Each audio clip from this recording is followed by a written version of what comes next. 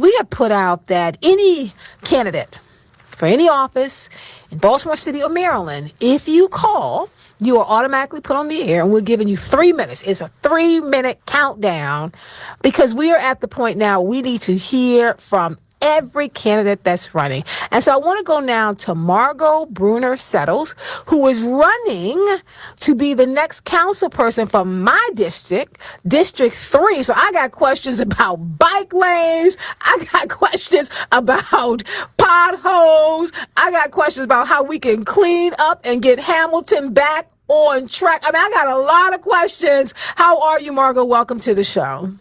Hi, Dr. Kaye. I am wonderful. I'm here at the polls. I took a break just to speak with you, and I just appreciate you for having me on today.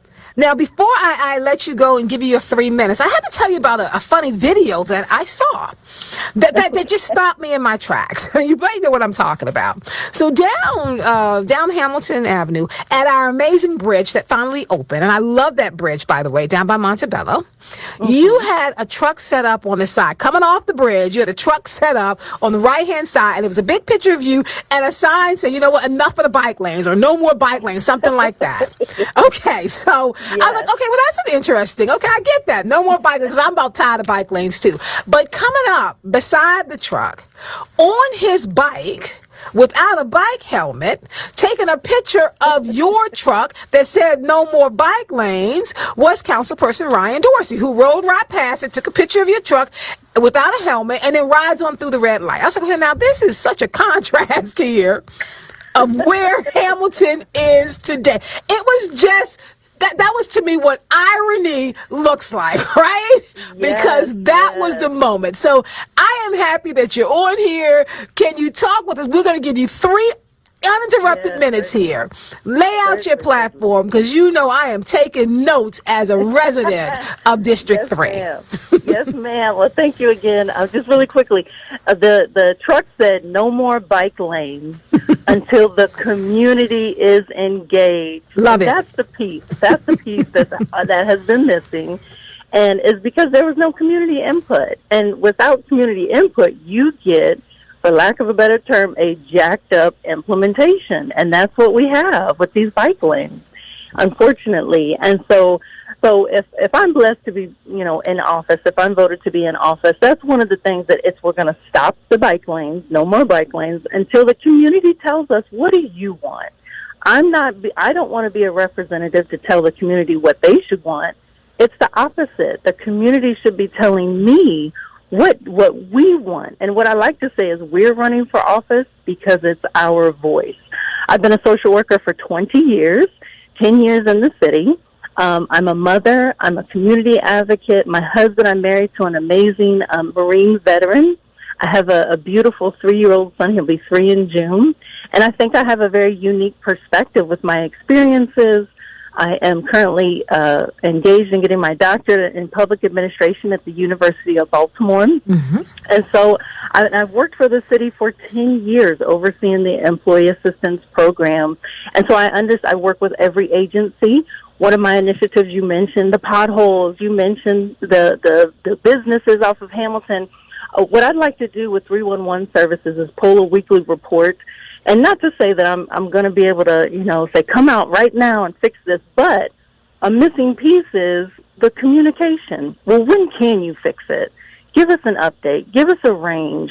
And when my experience has been, unfortunately, is that if they do come out, they'll say it's complete, but I never get the communication of what exactly has been done.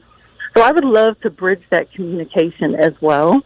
And also from a public safety perspective, I want to be more proactive in our approach and certainly more collaborative with public safety agencies. I'm a social worker. I work with every stakeholder. It doesn't mean we're always going to agree, but it's as professionals, we must know how to agree to disagree, stay focused, find common ground, and move towards the solution together. And that's what my platform has been about. It's been about togetherness, community togetherness, and disagreeing better. And so I would like to, from a preventive approach as far as public safety, I have a vision of doing family centers, not just recreation centers. I think we need to wrap our hands around the whole family unit, not just children. I think we need to, touch the lives of the whole family and together. I also want to do once a year a resource and job fair together, because oftentimes people are employable, but they may not have, the ability to create a resume or the, appropriate clothes, whatever that looks like, matching the resources to help them with employment opportunities. And then also, one of the final things I'll mention, because I think my 3 minutes is Yes. She just gave me the thing, but I was like, you know what? Let her. She just said, she showed me like 72 clocks. Like her 3 minutes is done. But let me let you at least finish that sentence. Yes, because I will keep going. So, one of the last things is what I love an initiative is when people are ready for recovery, I would like to be able to connect them to treatment within 24 hours. I like that. Something that Anne Arundel does. I'm a substance abuse professional, certified, and so I've helped many people in recovery as such. And so what I love what they do in Anne Arundel County, it's called Safe Stations. And what they do is, in anywhere off the street, if you come off the street in any police precinct, any firehouse, you can go in and get connected to treatment.